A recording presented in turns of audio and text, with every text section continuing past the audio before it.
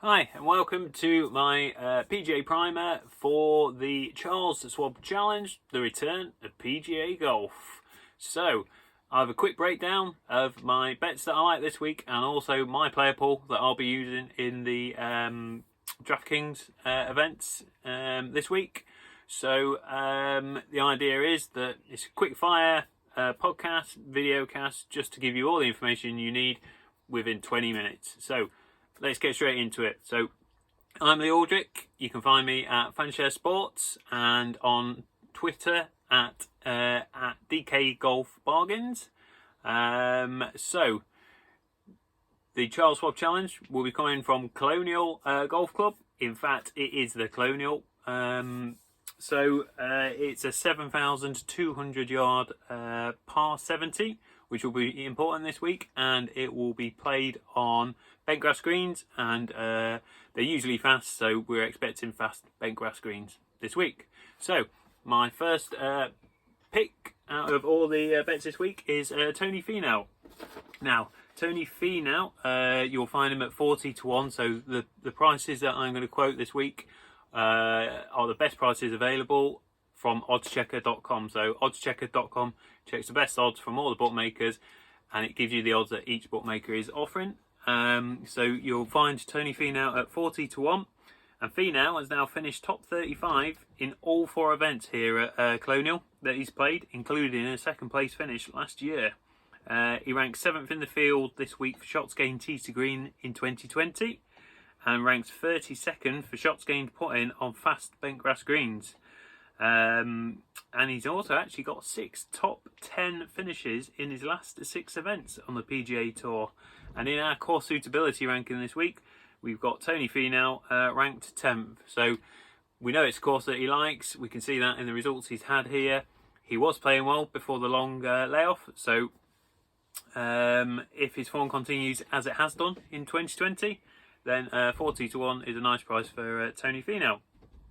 So next man up is Gary Woodland at 45 to 1, who hasn't actually played here at Colonial since 2014. A lot of golfers tend to miss this one if they're playing in the US Open to get ready for the US Open.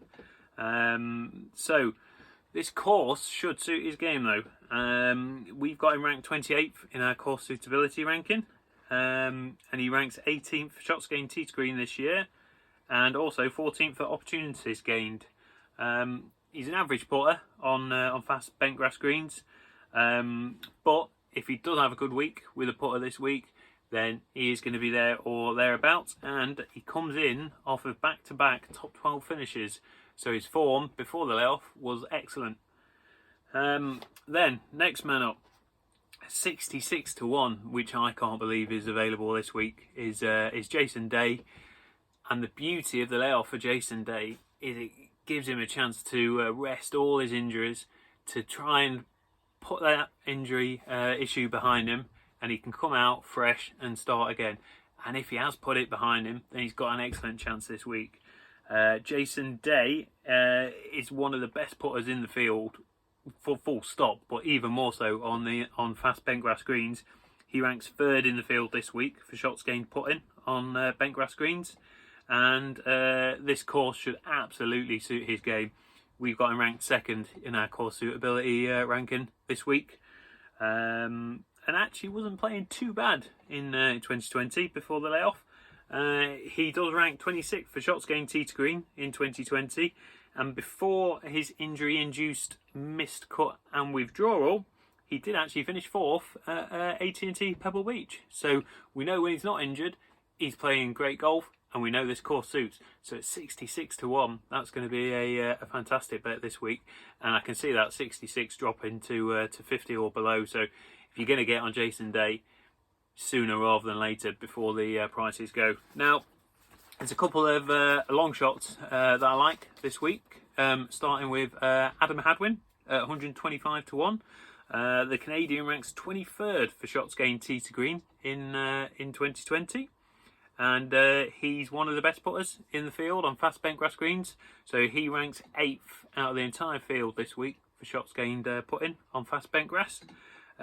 He's very suited to this course. He's had a previous 22nd place finish here and a 5th place finish. and he ranks 42nd in our course suitability ranking. And he's actually only had one missed cut in his last 10 PGA events. So he's a very solid player.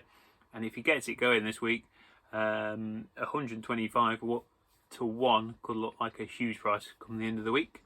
And then the final man that I'll be betting on this week is Zach Johnson. So like Jason Day, he's another man that will benefit hugely from this layoff. His form has been poor this year. There's no beating around the bush when it comes to his form this year. However, he's had that break, so he can put it behind him mentally, and he may well have been grinding for the entire 2-3 months off and come back as sharp as he ever was. And if he does come back sharp, then we know that he performs well at this course. He's had 2 wins here before. He's had a 3rd place finish and a 4th place finish. So we know that the course is going to suit his game. So if he does come back playing well and refreshed, then he could have an excellent week this week. And at 175 to 1, he makes a fantastic each way bet. So 3 other men that I like this week. Just quickly going into them, just as each way bets, top 20 bets, something like that, is Joaquin Niemann, who I've got ranked 17th in my model this week and 3rd for course suitability ranking. Sebastian Munoz ranks 1st in our course suitability ranking this week, and 33rd in my model. And Danny Lee ranks 25th in our course suitability ranking, and I think we know he plays well at this course. He's had some excellent finishes here, and he could go well at a big price this week. So if you want more information on the course suitability ranking, you can find that at Fanshare Sports. Free to sign up to at the minute. All the content on there is free. All the tools on there are free. The lineup generators, the dashboard. So if you get signed up, that is free until June the 30th. So definitely worthwhile checking that out whilst it is free. So they are my bets for the week. So moving on to DraftKings this week.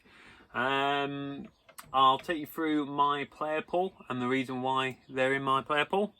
So I'm a big fan of Rory this week. I know anything can happen. Every player has not played a PGA event for the last 2-3 weeks. Who knows what 2-3 months? Who knows what they've been up to? Anything could happen. So one thing I will say is don't go crazy. Don't spend a load of your bankroll this week. Just enjoy having PGA golf back. But I think Rory McIlroy is definitely worth the 11,800 price that he's been priced up at. It's a lot.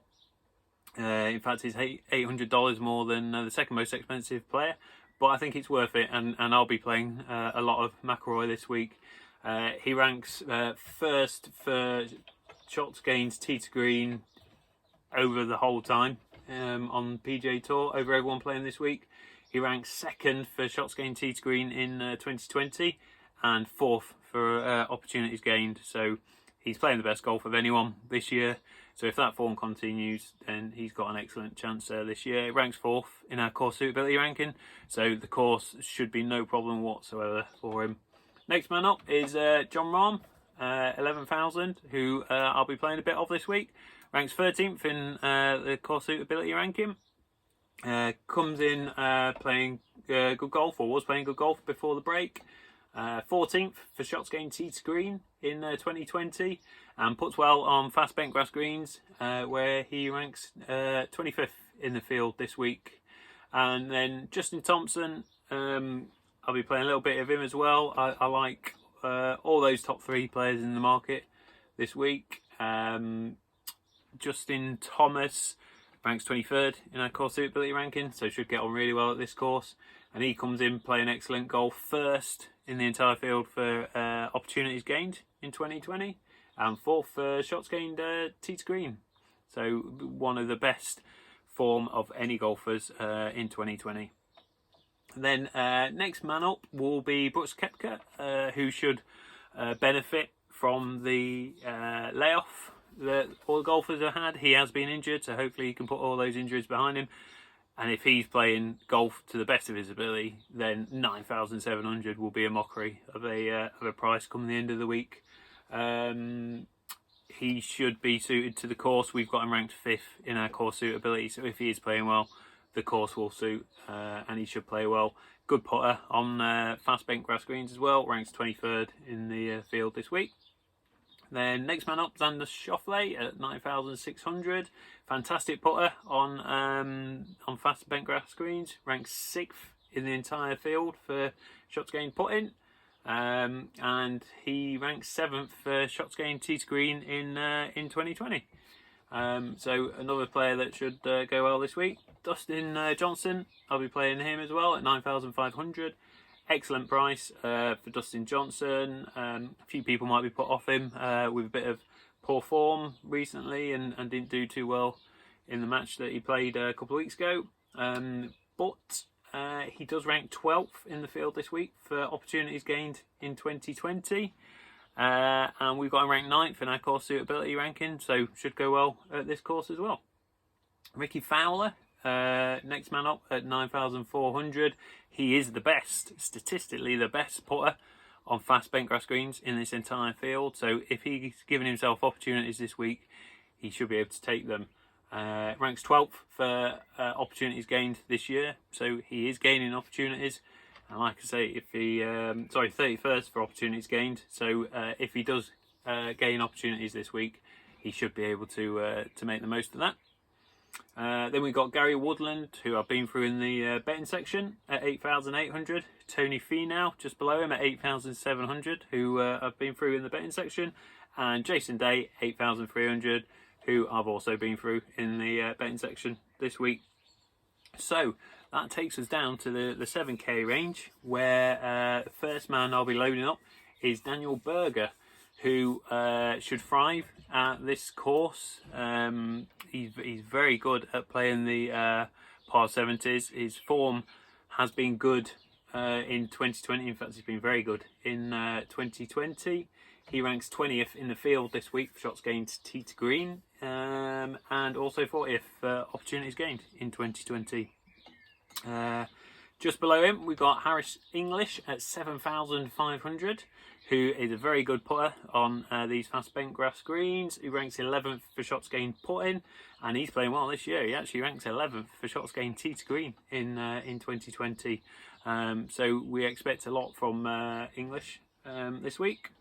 Then Joel Dahmen, 7,500, actually ranks 2nd in 2020 for shots gained tee to green and 1st for opportunities gained.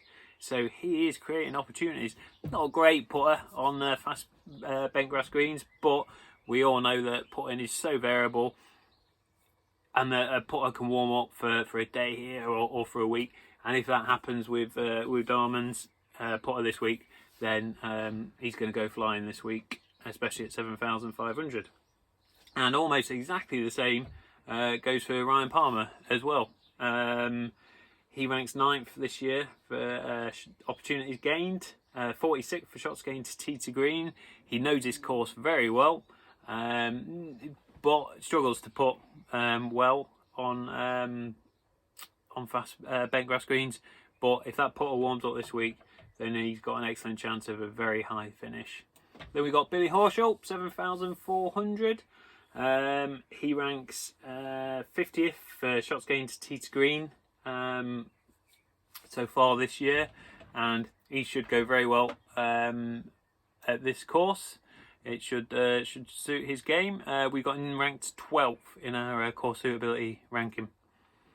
And then we've got Adam Hadwin, who I've been through in the betting section. So he's a nice price at 7,300. And missed out on Joaquin Niemann, who's 7,400. He ranks 4th in 2020 for opportunities gained and 23rd for shots gained tee to green. And we've actually got him ranked 3rd in our course suitability ranking. So everything going for Niemann this week. So be playing a lot of Niemann down at 7,400. Then we've got Russell Knox, who's having a very steady year, 25th for shots gained tee to green in 2020 and 23rd for opportunities gained in 2020. So he's playing some good golf. So no reason why he can't go well this week. The course should be no problem at all for Knox. We've got him ranked 38th in our course suitability ranking. And then we've got Danny Lee, who I mentioned very briefly in the betting section. The reason I like him so much this week is he ranks 25th for course suitability ranking, and also ranks 36th this year for shots gained tee to green in 2020. So he is playing surprisingly well. He's probably gone a bit under the radar, that, and he loves this course and should perform very well at this course.